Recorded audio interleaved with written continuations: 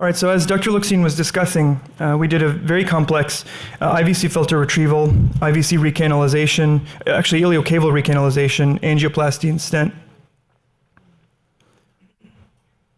So this was a 78-year-old male with a history of PE and DVT with upper GI bleeding secondary to stage 1 gastric cancer. And at that time, he had an IVC filter placement because of a contraindication to anticoagulation in July of last year. He presented with bilateral lower extremity swelling over a several-month period, and this was actually limiting his ability to walk. The swelling was that bad. He actually had a venogram and iliocaval recanalization attempt at an outside hospital.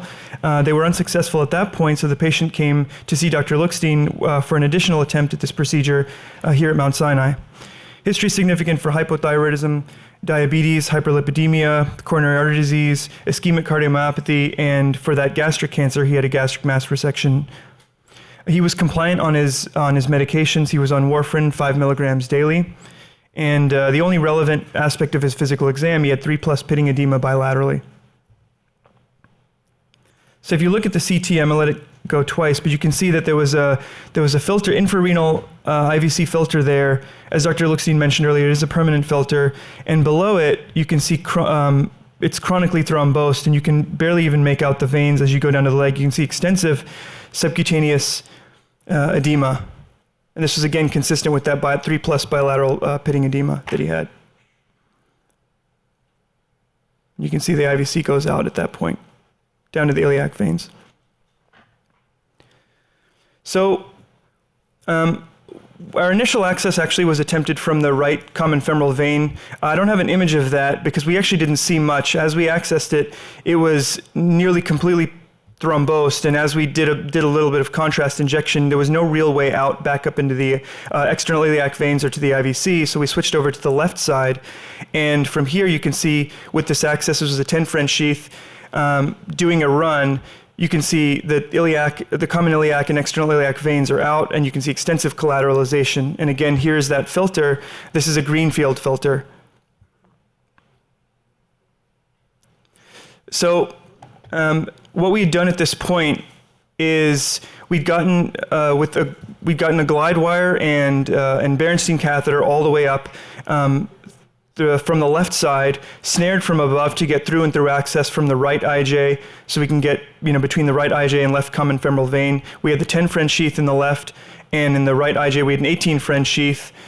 And from the right, as I mentioned, there was no real way to get across from below. So actually coming from above, within that sheath, we had actually gotten down, putting an MPA guide catheter all the way down into the external iliac vein. From this point, now we've got through and through access on the left, near complete through and through access on the right, as far down as we could get. And basically, through this tracked balloon, this is a 12 millimeter balloon, and we were able to, balloon the IVC and iliac veins. So the next thing was to actually remove this filter. And this is our 18 French sheath, and you got the forceps coming down on it. And initially what we'd grasped was one of the legs of the filter, and you can actually see it right here. And so it was enough for us to pull it higher up. We had to get a better grasp, so we did get a better grasp on it up toward the top of the filter, and we're able to pull it through. And make a note of what you see here with this one leg that's kind of going through this 18 French sheath. I'm going to show you a picture of what it looked like at the end. Ultimately, everything did come out, though. And so doing a venogram from the left, everything came out nicely. The cava is looking okay, and we've got a nice tract here to work with. So ultimately what we did is, now that the filter's out, we were able to balloon again both sides, and we placed, I don't know how well they're projecting here, but you can see there's 4 stents. These are Vici stents by Boston Scientific. There's 4 14 millimeter by 120 millimeter stents, which we post-dilated to 12 millimeters. And the final run, everything looks good. So from having a complete occlusion of the bilateral common and external iliac veins and getting a complex filter out and having a total patency bilaterally, looks pretty good. Here's the greenfield filter, and here's that leg that I was mentioning.